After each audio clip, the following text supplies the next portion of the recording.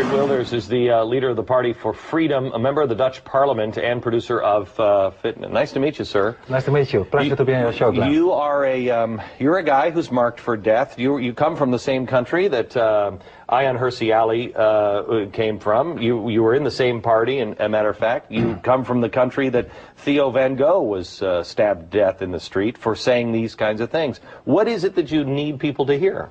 Well, what I need people to hear is that the Islamization of our Western culture, of Europe, but maybe also of the United States, is a real threat to everything that we stand for. Is a real threat to our freedom of speech, to our democracy, because I believe that Islam is not just a religion. It's a very dangerous and very harsh and violent ideology that at the end of the day, if the numbers become stronger, and they are already very strong, unfortunately, in Europe, it will kill everything that we stand for. You don't separate extremist Islam, because I know a lot of Muslims that are peace-loving. I mean, I have one of our correspondents on this program is Muslim, and he is dead set against what's happening over there. I make, of course, a distinction between the Muslims and the ideology. Okay. I believe there is no moderate or there is no modern Islam. There is only one Islam, and that is a fascist ideology. However, of course, there are Muslims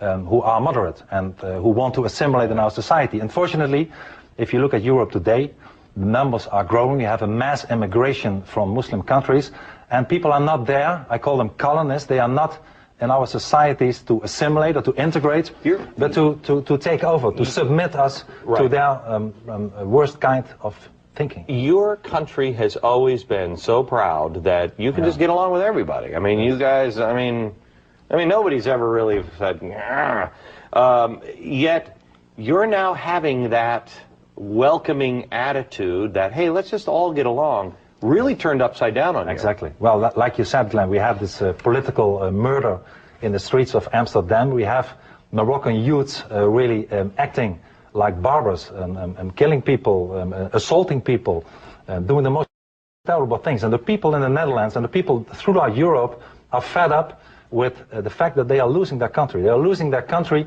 to an ideology that is so far from our Western values, for our dominant, so far Christian, Judeo values. And people are fed up with it. And I'm here today in the United States. I had an excellent, very nice gathering just 1 hour ago at the Hudson Institute, and I spoke about that I hope that America will not be the last man standing, because if they lose Europe to the Islam, and it's very close to it. I was going to say, we're very, very close. You couldn't even, on the street where Theo van Gogh was killed, correct me if I'm wrong, they put up just a kind of a billboard, you know, a painted wall that said, "Thou shalt not kill." Yes. That had to be taken down and covered up because it was hateful.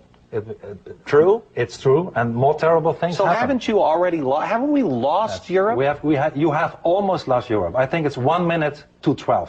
And I think that we need a lot of support for the United States that it won't come so far. This is why, as 30 European politicians, we gather in December in the Israeli Knesset as a lawmaker summit to show the world and to show Europe and even the Americans that we are not only a few mavericks, that there is an enormous group of the European population that are fed up with the Islamization of a continent, that want to be proud of our own identity again, that want their neighborhood, their streets, their countries back to how it was in the past.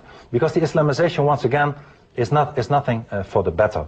The Islam is a very violent culture, a backwardness culture, and something that we should fight against and not assimilate in our society that we did so far. And our political elite, the political elite in Europe, is acting like Chamberlain, is appeasement, is appeasing to the people who really don't want to be appeased, who don't want to assimilate, but want to kill everything that we stand for. I will tell you that I saw that American students were meeting with Mahmoud Ahmadinejad, and they said, "Hey, he's a man of peace." And he should be in jail in New York, not speaking to the United Nations. Ahmadinejad, the president of Iran, is a butcher. Is nothing from a leader. He is something that is threatening the world, both by force, by ideology, and he should not be here. Thank you, sir. Appreciate it. We'll be back in just a minute.